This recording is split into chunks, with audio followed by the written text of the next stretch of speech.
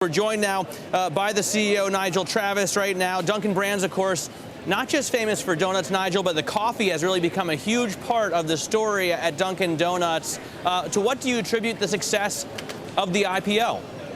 I think there's many things, Matt, that we really can put that down to. I think our roadshow was very successful. We met some great investors in many meetings.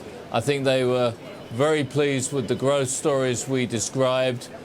We talked about the three growth stories of our Dunkin Donuts US comps, the US white space expansion, and finally the international opportunity we have with both Dunkin Donuts and Baskin-Robbins.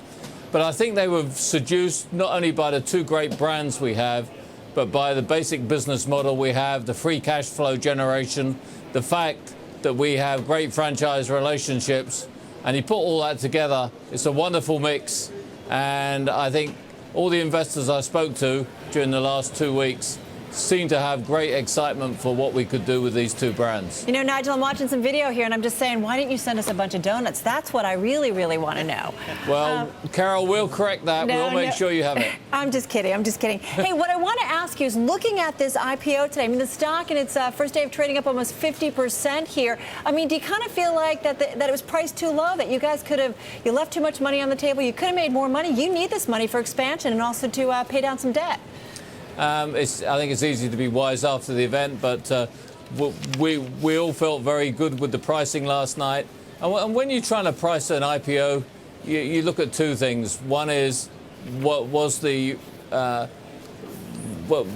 investors interested enough that you had so much demand that you go over the range that you indicate? And secondly, we want to make sure we have long-term quality investors. We took both into account. Right. We're very happy with our decision. We don't regret it at all. And in terms of the price today, I think the best thing is to judge it like most IPOs when you've been trading for about a week.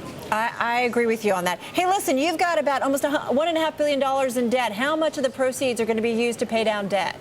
Well, we're going to use most of the proceeds to pay down debt. We will use some of it to keep improving our business, as we have done over the last couple of years. This is a business that we've worked very hard at with our private equity sponsors. We've looked at the long term. We've decided how we can improve the business. We're very focused on franchise relationships and franchisee profitability, and that's meant we've continued to make improvements. We probably will make some investments in our international business. But, you know, the great thing is, no matter how you look at it, we're never going to spend too much money. Our capital requirements are very low. This is a huge cash flow story. You have, though, Nigel, a lot of competition on every front, right? On the coffee front, you've got obviously Starbucks, but also McDonald's and even higher-end and lower-end coffee chains. On the donuts front, you've got Krispy Kreme, and God knows there are more muffin or cupcake shops than I can even remember here in New York City that have sprouted up. Are you worried about that competition? Well, the first thought I always have is competition is great for us. It makes us sharper. It makes us better. We actually are in an industry, in terms of coffee, that's pretty fragmented. In fact, about 50% of the coffee industry is not concentrated at all. So we think that the lack of consolidation really offers us a major opportunity. And we know we have products that are attractive. We have a constant innovation flow that's going to keep on coming. We know we have coffee that people love. But most of all, we have a magical brand in Dunkin Donuts that in many ways is an intangible. I mean, I've never known anything like it in my many years working, but people talk about Dunkin Donuts as though it's something different. And as I've been talking today to journalists all day, the majority of them have said to me before or after, I have to tell you, I just love it. And I love Dunkin Donuts, I love your products, I love your coffee.